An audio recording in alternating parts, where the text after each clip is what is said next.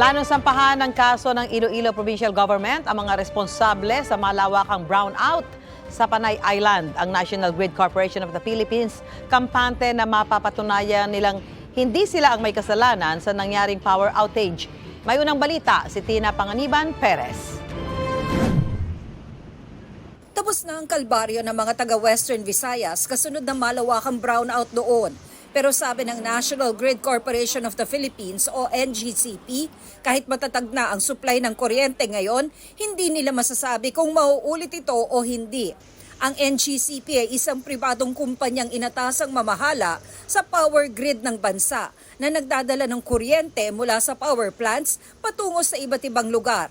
At dahil hindi rin alam ng NGCP ang operations ng power plants at wala kaming kapangyarihan sa kanila, hindi natin masasabi kung mangyayari uli yan kasi hindi natin kontrolado ang operasyon ng mga power plants. Pero ang Iloilo Provincial Government, pinag-aaralan ng pagsasampa ng class action suit laban sa mga responsable. We will find legal recourse so that we can vindicate not on the damage that has been done to our people. Kagang isa ko ka-purpose na so that we will continue to apply pressure so that it will not be repeated. Accountability. Si Pangulong lies Bongbong with the Marcos NGCP. nagsabi ng nasa Tasked NGCP with ang grid pananagutan stability. sa malawakang brownout.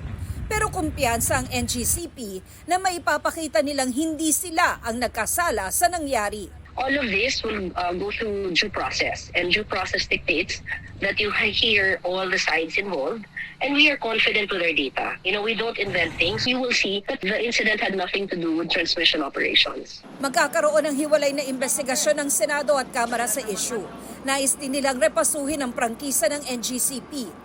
Sa resolusyong inihain ni Ilocos Norte 1st District Representative Sandro Marcos, inirekomenda niyang ibigay na lang sa ibang kumpanya ang systems operation ng NGCP at tututukan na lang ng NGCP ang konstruksyon at operation ng transmission grid.